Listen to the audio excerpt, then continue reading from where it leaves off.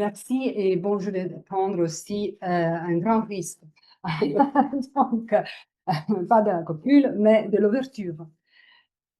On sait que dans Autrement qu'être, Emmanuel Levinas renverse intégralement et hyperboliquement la logique de la place au soleil, de la lutte pour l'existence, de la séduction par la puissance du pouvoir en guise des violences du nationalisme, en une subjectivité de l'autrement qu'être qui est décrite, on l'a vu, comme sensibilité, proximité, vulnérabilité, maternité, obsession, substitution, persécution, expiation.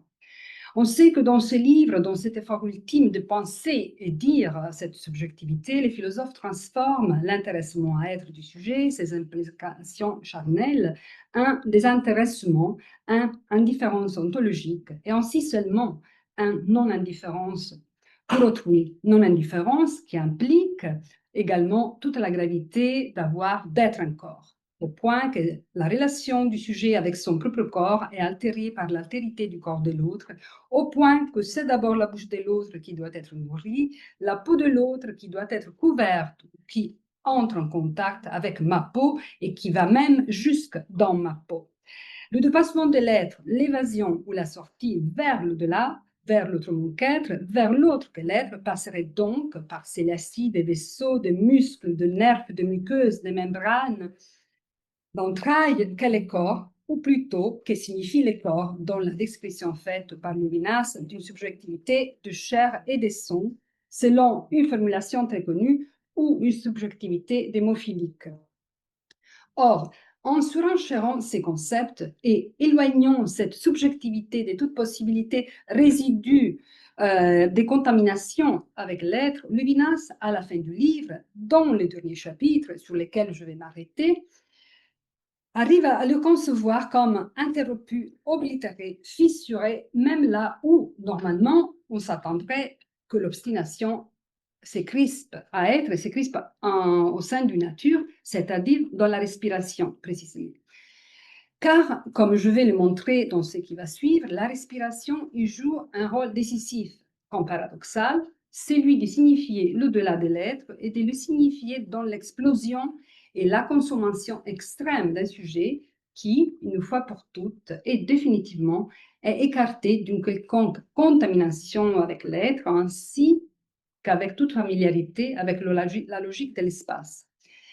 La percée, la faille de la subjectivité, l'ouverture qui porte au-delà de l'être, au mieux qui l'ouvre à l'autrement qu'être, non seulement donc passe par le corps, comme dans tous les parcours d'autrement qu'être, mais encore plus emphatiquement, à la fin, elle passe par la respiration, d'autant plus que celle-ci ouvre à une ouverture qui n'appartient plus à l'ordre de l'espace, mais qui ouvre à un tout autre ordre, celui de l'esprit.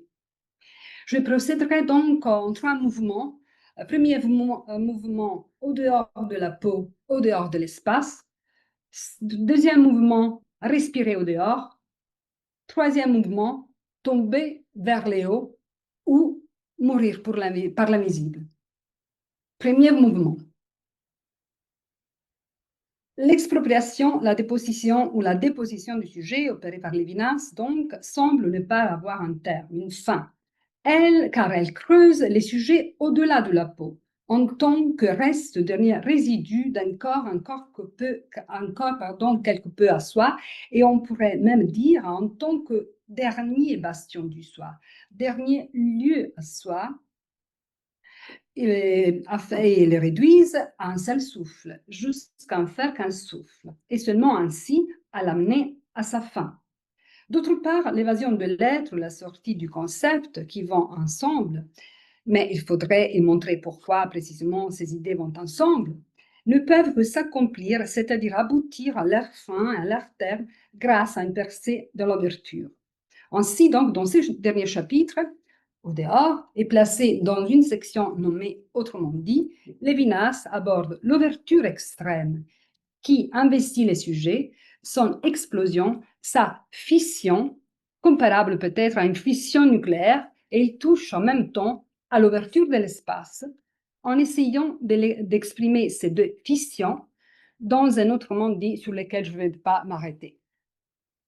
Ayant donc une position conclusive dans l'architecture de l'ouvrage, ces chapitres assez singuliers qui m'a toujours profondément séduite, suggérant déjà dans ces titres la tentation de sortir de l'étouffement provoqué par l'excès du contenu et la redondance du style du dit qui précède, ces chapitres conclusifs donc n'ont rien en commun avec une conclusion. Quelque peu similaire à une synthèse dans les deux premières pages, il n'est en aucun sens une clôture dans ce qui suit, mais il a une ouverture, justement, tout étant l'extrême conséquence d'un discours philosophique qui a exproprié les sujets jusqu'au plus profond de soi et jusqu'à la tentation d'une quelconque résurgence puisse renaître, je le cite, des cendres de cette consommation. Donc, c'est final, c'est joue, à mon sens, en tout cas, le dernier acte de la consommation du sujet, mais aussi le dernier acte de la spoliation, du dépouillement, du dénuement qui touche à la nudité de la peau, cette last but not least muraille qui serait l'expression dans la peau, cette limite ultime ou paroi qu'elle est la peau. En effet, si dans le chapitre 4 consacré au soi et à la substitution, la référence à la peau où l'expression de la peau était encore récurrente et elle signifiait même la récurrence, dans le chapitre au dehors, il n'y a même plus cette idée ni cette formulation. Probablement parce qu'elle fait encore signe à un certain principe d'ipséité, ou plutôt, ou ensemble, un certain recul de l'intériorité à l'intériorité, ou bien encore parce qu'elle est encore habitée par un certain résidu de la métaphore du lieu, d'un lieu à soi, et donc d'une certaine logique de l'espace. En effet, première citation, Lévinas y précise ce que je montre. Je montrais, je ne sais pas si c'est assez large pour l'identifier, peut-être pas.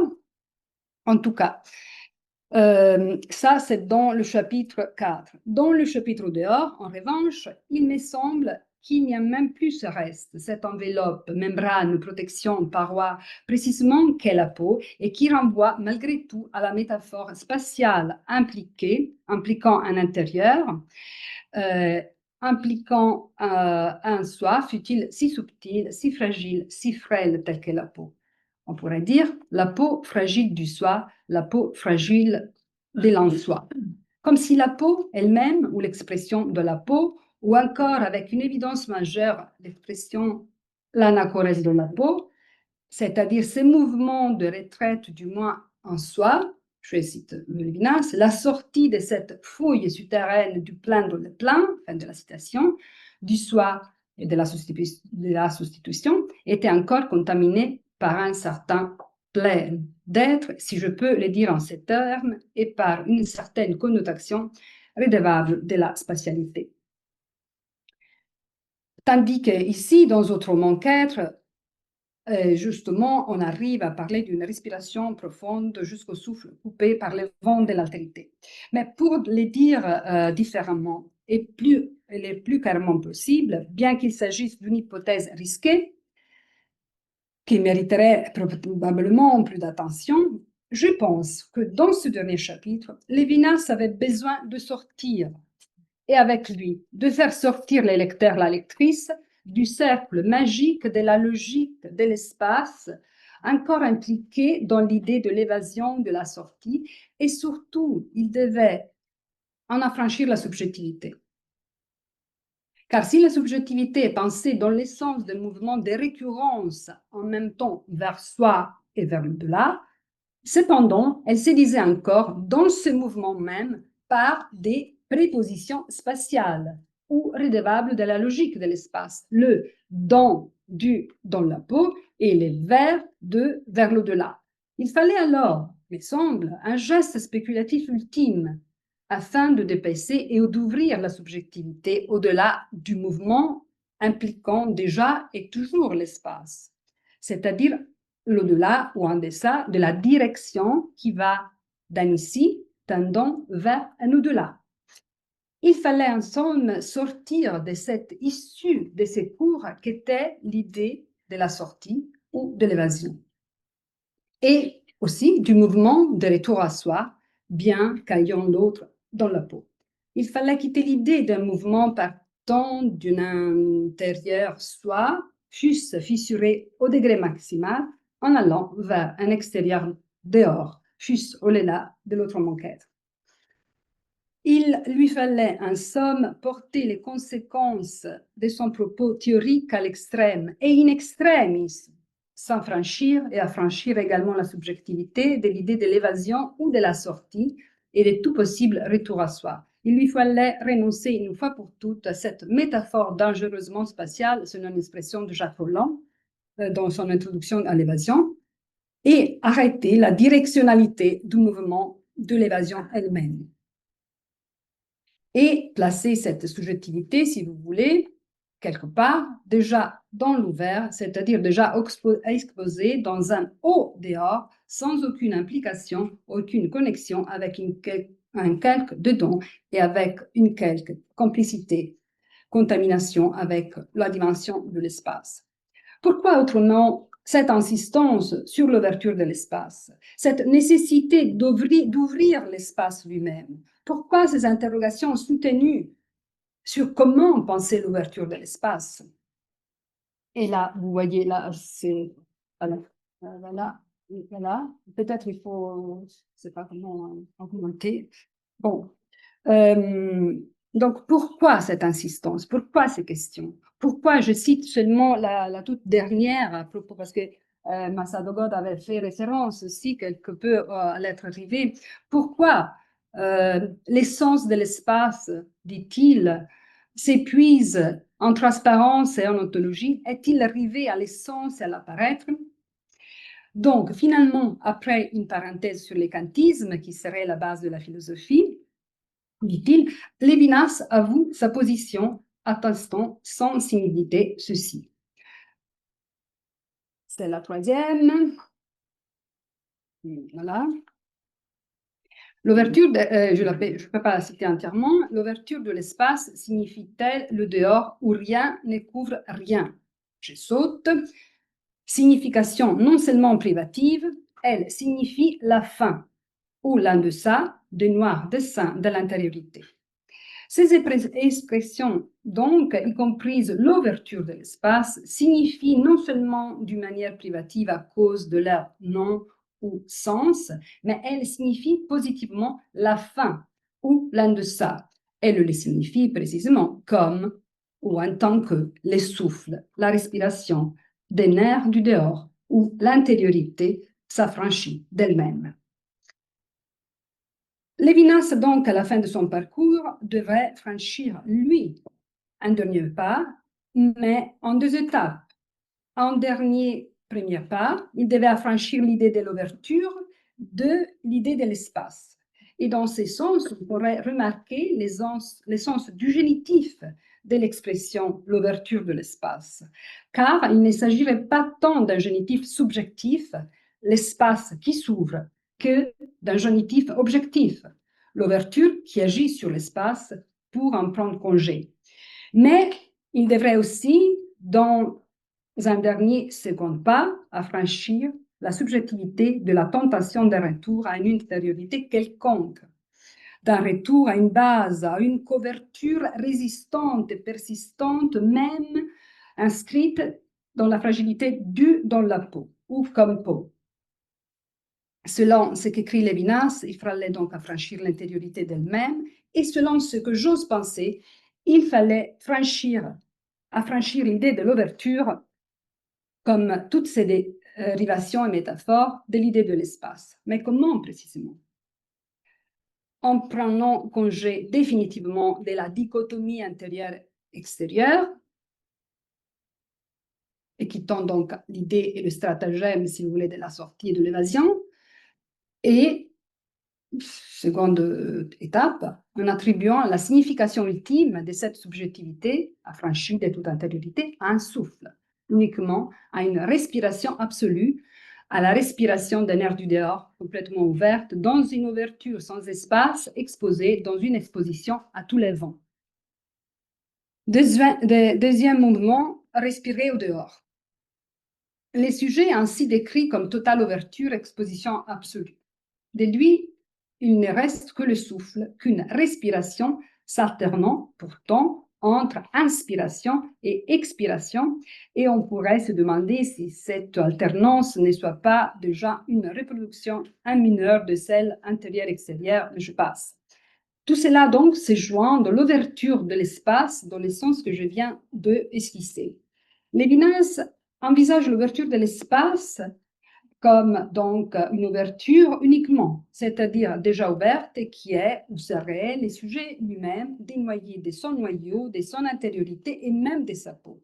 Non pas tant un sujet qui est un étang qui s'ouvre et qui sort de lui, mais un sujet qui est l'ouverture même, exposition sans absorption. Et je vous laisse lire cette citation très significative. Voilà. Que les vides de l'espace, d'où je retiens seulement, voilà, ici, la dernière partie. Les sujets ne se trouvent pas dans pas des lieux, même pas dans son propre volume, ni dans la nuit. Ils s'ouvrent dans l'espace, mais n'est pas au monde, laissant repos de la respiration. L'exil en soi-même, l'en soi, n'est pas une impossibilité de demeurer qui se ferait déjà mouvement de l'ici à là-bas. C'est un allaitement, un frémissement de la substantialité de l'anse, en deçà de l'ici.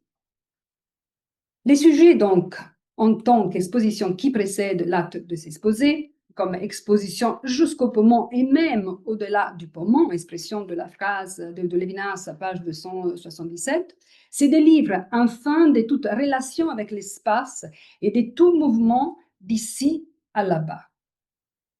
Il n'y reste que le vide de l'espace, envahi par un air invisible. Or, cet air qui pénètre, la subjectivité fissurée et entièrement ouverte, est cependant imperceptible, dit-il, si ce n'est de la caresse du vent ou la menace de la tempête.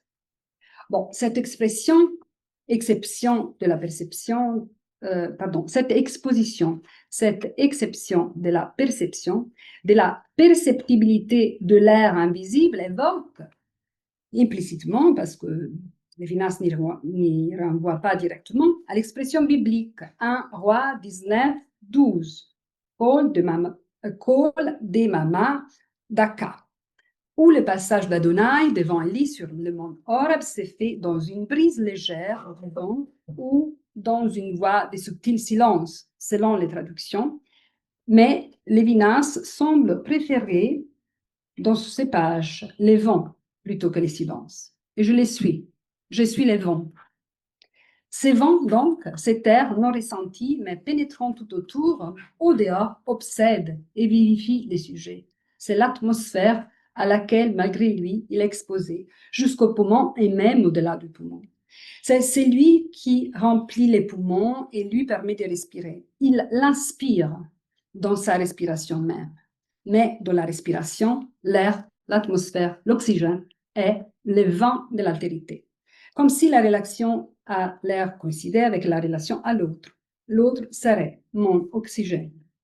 Mais dans l'analyse phénoménologique de la respiration inscrite dans ces pages, qui va de pair ou qui serait comparable à une courte esquisse de mystique, la respiration, au lieu d'être ce par quoi les étons s'affirment dans leur espace vital, est décrite donc comme ce qui les met en question et les fissure ultimement, c'est-à-dire jusqu'à leur fin. Ainsi, la respiration produit, et je saute une citation, signifie un éclatement du soi, une fission finale, déclaustration, dénucléation. Par conséquent, le sujet n'est plus dans l'espace, il n'a plus de lieu, ni de domicile, ni de demeure, ni non plus de volume, il n'est même plus en soi, il n'est même plus, j'oserais dire. Il n'est que cette respiration même. Mieux, en supprimant le verbe être, il respire au dehors. Plus précisément encore, et je vais vers la fin, ce sujet qui est réduit à une respiration, qui semble n'appartenir à personne. Donc, réduit à une respiration d'un poumon qui n'est plus dans un corps et qui n'est même plus protégé par une peau, est cependant une respiration par inspiration. Il respire inspiré par l'altérité de l'autre et engendré par l'inspiration de l'autre. S'ouvrir comme l'espace, explique Levinas, se délivrer par la respiration de la concentration en soi, suppose déjà cet au-delà. Ma responsabilité pour l'autre et mon inspiration par l'autre. Toutefois, cet autre qui inspire, qui est certes l'autre qui fait face, mais qui ici est disparu dans le face-à-face, est ultimement l'autre, c'est lui qui donne le souffle.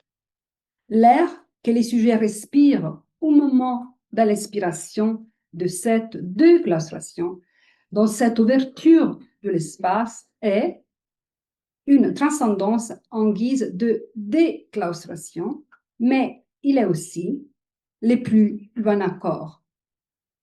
Page 277. C'est-à-dire que dans cette description, l'emphase de Lévinas est portée sur l'extériorité faisant éclater les sujets. C'est désormais clair, mais en les poussant par un élan final plutôt vers le haut, en les faisant tomber vers le haut. Page 281.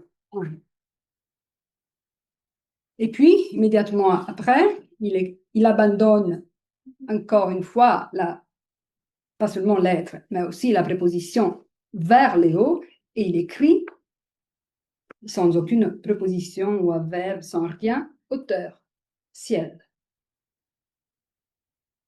Tomber vers le haut, mourir par l'esprit. Complètement ouvert, entièrement exposé, donc, ces sujets, et donc un sujet sans secret, qui respire étant inspiré. Témoignage authentique, pure ouverture, il est le dehors. Ou mieux, il respire le dehors. Un au dehors qui signifie, on l'a vu, dans l'ouverture de l'espace, dans le sens sans espace, sans lieu, sans être, mais qui signale enfin un paradoxe, un oxymore conceptuel à mon sens, c'est-à-dire une chute vers les hauts, peut-être vers les très hauts. Dans le désert des soi, là où le moi ou le propre ne sont plus, là où l'intérieur aussi se déchire désormais, les souffles, scellent, résonnent, dictent, coupent. Sans recours et recul à aucune parole de soi, pour le sujet, c'est le rythme de la respiration, la diachronie de l'inspiration et de l'expiration retentit, règle, règne. Mais ces rythmes signalent aussi dans un double mouvement, dans l'expiration et même dans l'expiration.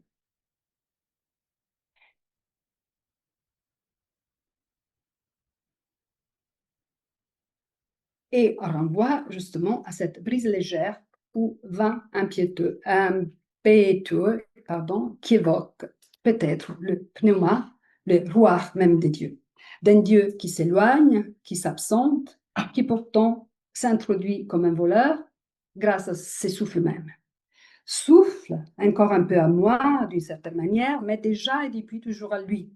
Souffle de l'inspiration qui astreint à donner le même plein, certes, mais aussi à donner jusqu'à l'expiration, jusqu'à donner son propre souffle pour l'autre, jusqu'à mourir pour l'autre. Dès lors, être inspiré par l'autre, majuscule, dans la respiration, ne signifie uniquement, dès lors, être inspiré par l'autre dans la respiration ne signifie uniquement vivre et mourir pour l'autre autrui, mais vivre et mourir grâce au souffle de l'autre, infini, Théo.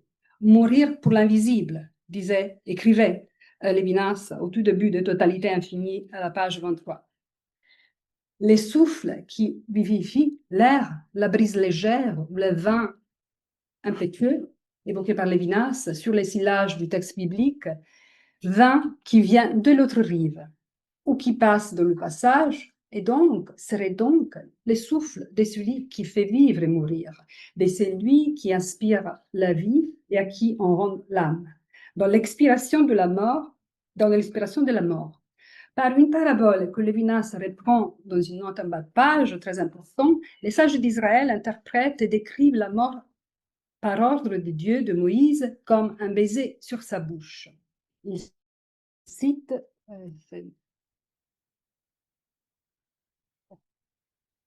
je vous la lis, mourir sur l'ordre de Dieu, c'est dit en hébreu, sur la bouche de Dieu, expiration absolue, dans les baisers des dieux, c'est la mort sur ordre, dans la passivité et l'obéissance, dans l'inspiration par l'autre, pour l'autre.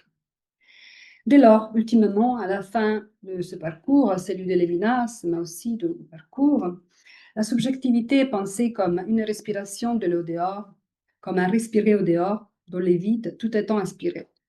Sans abri, sans coquille, sans ombre, sans rien, dans une exposition totale, mais où ces images, à leur tour, n'évoquent plus ou ne signifient plus dans l'ordre du visible. Écrit Lévinas, ni dans la transparence de l'espace ouvert à la lumière, ni sous le couvert des ténèbres, ni sous le soleil enflammé et sous les vents impétueux du jour, ni sous le couvercle épais de la nuit, car là, on serait encore dans le désert, et ce serait un faux pas, un égarement. La désertification de soi mènerait plutôt à un lieu, à l'utopie, dit-il, où le lieu, le propre, n'existe plus, comme il n'existe plus l'espace, mais où se déploient seulement les bruits, les sons, les chants peut-être, de cette respiration même qui résonne en tant qu'allaitement, frémissement et soufflement. Souffle. Nous avons ainsi quitté l'ordre du visible et nous sommes passés à l'ordre de l'audible, car ici, on entend uniquement respirer un sujet par son souffle des créatures, par son souffle les plus longs qui soient, non tant parce qu'il se trouverait sous l'invisible de Dieu, mais parce qu'il confondrait son haleine avec celle de son créateur et jusqu'à lui la rendre, dans ses baisers ultimes, sublimes de la fin. Mais par cette ouverture extrême de la fin, par cette fusion du souffle humain et de l'air divin, il arriverait à entendre peut-être cette musique qui est son esprit, esprit majuscule. Je vous remercie.